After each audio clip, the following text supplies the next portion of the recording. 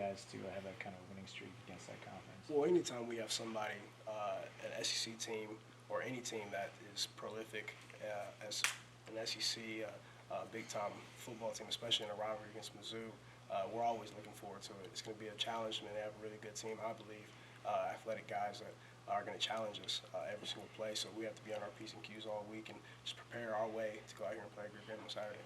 What kind of things has Felix told you about this rivalry?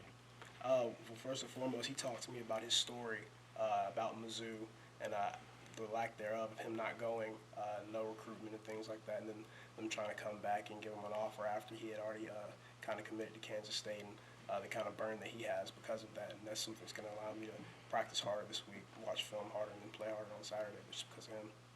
How big's the crowd? Sorry, what was your preparation for no huddle all week? Just really for myself, it was getting my wind. So after lifts and after stuff, getting on the assault bike, doing a bike cycle and things like that, just to make sure my breath and my wind was straight. Because I mean, you're going from you're in the huddle every single place. So you have time, 10, 15 seconds to compose yourself. To now you're on the ball almost every single place. And now you have 5 to 10 seconds to try and get your breath back. It's one of the things I'm still trying to work on. As the season goes along, you get used to it. But that's probably one of the big things I'm working on. And is that tempo something that can change, can vary from week to week? Absolutely. It'll definitely be need-based. If we hit a big-time play and we see that we saw something on their defense, we'll go hurry up and things like that. But we can also jump back into a huddle. We have that in our arsenal. what kind of factor will the crowd play on Saturday? A big-time factor. I've already heard that it was sold out. And just dating back to last week, it was 50,000 strong in there, and we felt every single part of that. And to have knowing that we have that going into this next game, that's big time. Does their defensive line pose a bigger challenge than you've seen in a while? Yes, sir, absolutely. Athletic guys up front, big guys, and they have some transfers that came in on that front.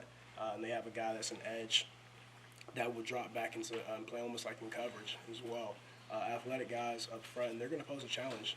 We just have to take care of our business throughout the week and get ready for it. Has Sean Robinson kind of talked to you guys a little bit about the guys that Mizzou has that he's familiar with? Not necessarily talked about it, but he talked about experience over at Mizzou and coming over here, and it's definitely one of those things where you want to go and play for him. Coming from over there, anytime you play somebody that you played for, you want to get a big time win. So we definitely talked about that. Can he give you some momentum you guys are looking to carry from week 1 to 2 and to 3? 100%. For us, really, it's just staying consistent. And that's every day in practice, in the weight room, in film, making sure that we're consistent and do everything we need to do to be able to put ourselves in a great situation to be successful every single weekend. You talked about getting your win, but how otherwise playing in a faster tempo as a running back, do you like that, or do you kind of like to be able to catch your breath in after a run? It has its pros and cons, I would say. I do like the hurry up just for the mere fact of once you're on the ball, you get to see the defense a little bit more. And if you have to check out of something and things like that, you can be able to do that because you have more time on the play clock. And, of course, coming out of the huddle, I'd say more wind, so you'd be able to compose yourself a little bit more. But, I mean, really all comes with just the fact of doing it over and over. And we're doing that in practice. We're getting tempo reps and things like that. So as we go along, we'll get used to it. How did you feel the execution of that part of the process, managing? Really well. For the first time ever doing it in an actual game, I feel like we did well. Everybody was getting their heads over to the sidelines for signals and communicating. Communication was the biggest thing for us going into the game, just for the mere fact of if an ex-receiver on the other side of the field can't see the signal, to get him relayed.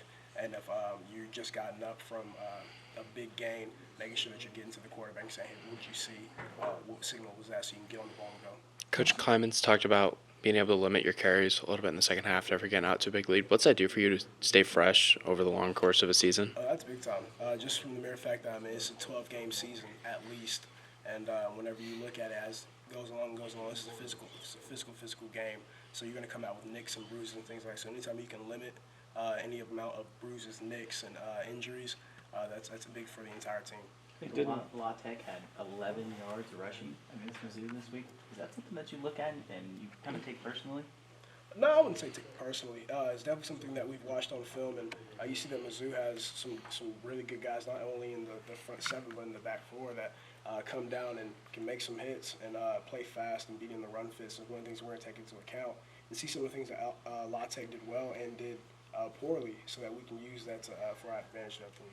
On your touchdown run, their safety was trying to get in your way. You dodged him pretty easily, but what move did you make to get him that far off of you?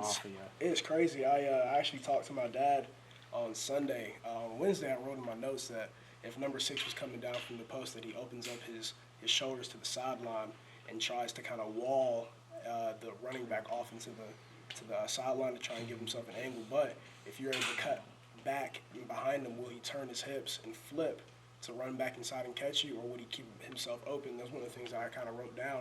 So whenever I made my initial cut to go inside and he didn't flip his hips, I knew I can get back inside of him because he wouldn't have enough time to flip once I got kind of right up on him. And it was kind of crazy, that fact that I wrote it down throughout the week and saw that on film, and then it kind of came into fruition on Saturday. Interesting. Well, you knew what to do. Yes, You sir. read it. Yes, Losing Taylor Potier, how tough was that, just for, I guess, maybe for morale more than anything? TP is one of the guys that every single time you see him, there's a smile on his face, no matter what. He's somebody that I've leaned on ever since I got in here, somebody that I've created a bond with. And to see him go down and to see the magnitude of the injury, man, I'm heartbroken. I'm sick. It's one of the things that you hate because of the game that we play. It happens. And, man, this is somebody we'll be battling for the entire year. Definitely battling for TP, because to have this happen 2 years in a row, man, no young man deserves that. Having Hadley ready to step in there, though, how big was that? It was big time, and that's one thing that Coach Riley does well, is he makes sure that he rotates all offensive linemen throughout the system, so they can all know that the jobs, whether it's guard, center, tackle, and things like that. So to have him plug and play, and he's a really good player. He's gonna be a really good player for us for a long time. It was big time. I'm gonna guess that Colin probably used that much of the playbook in the first game. How excited does that make you for the offense going forward? Oh, really, really exciting. Just the fact that we didn't get to everything that we knew we could, and to have that in our arsenal going into this game is big time, and for the rest of the season, because you get to see more guys pop, you get to see more tight ends, you get to see wide receivers and other guys that are going to be able to execute some different things than just base offense. After